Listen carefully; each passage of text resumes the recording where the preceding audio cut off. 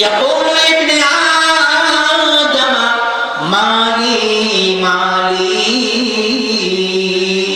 বনি আদম বলতে থাকবে আমার সম্পদ আমার সম্পদ আমার সম্পদ, কিন্তু ওয়াল মালুকা ইল্লা সালাসুন, তোমার সম্পদ কিন্তু সবগুলো না, তুমি দুনিয়াতে যা কিছু উপার্জন করবা সব তোমার সম্পদ, বিষয়টা কিন্তু এমন না। তোমার সম্পদ মাত্র তিনটা। কয়টা সম্পদ আমাদের? সবাই বলি কয়টা? তিনটা সম্পদ আমাদের।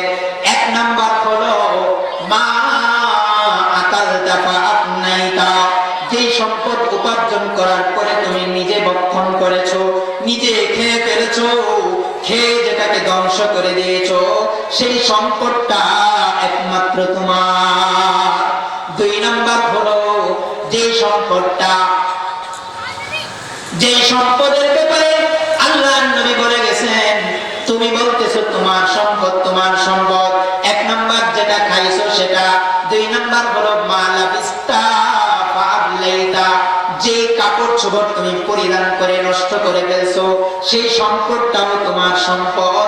তিন নাম্বার হলো মা তাসাদ্দাকতা ফাআমজাইতা, যে সম্পদ তুমি আল্লাহর রাস্তায় দান করেছো সেই সম্পদটাও তোমার সম্পদ। বলেন না সুবহানাল্লাহ। তাইলে যেটা খাইলাম এটা আমার সম্পদ, যেটা পরিধান করলাম এটা আমার সম্পদ, যেটা আল্লাহর রাস্তায় দান করলাম, এই যে মাহফিলের মধ্যে দান করছি, এটা নিজের থাকবে। মনে করতেছি এটা মনে হয় ধ্বংস হয়ে গেছে, 500 টাকা দিছি, 1000 টাকা দিছি, 5000 টাকা দিছি, এটা মনে হয় লস। খোদার কসম এটা লস না।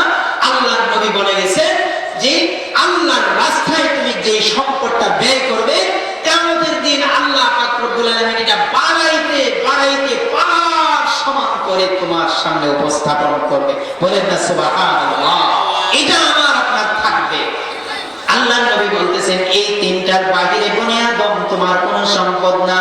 তুমি সম্পদের পাহাড় তৈরি করতে পারো, তোমার ব্যাংক ব্যালেন্স ভর্তি করতে পারো, তোমার 5টা 6টা বিল্ডিং বানাইতে পারো, তোমার ব্যাংকের মধ্যে হাজার হাজার কোটি টাকা রাখতে পারো, তুমি বেগম পাড়ায় বাড়ি বানাইতে পারো, সমস্যা নাই।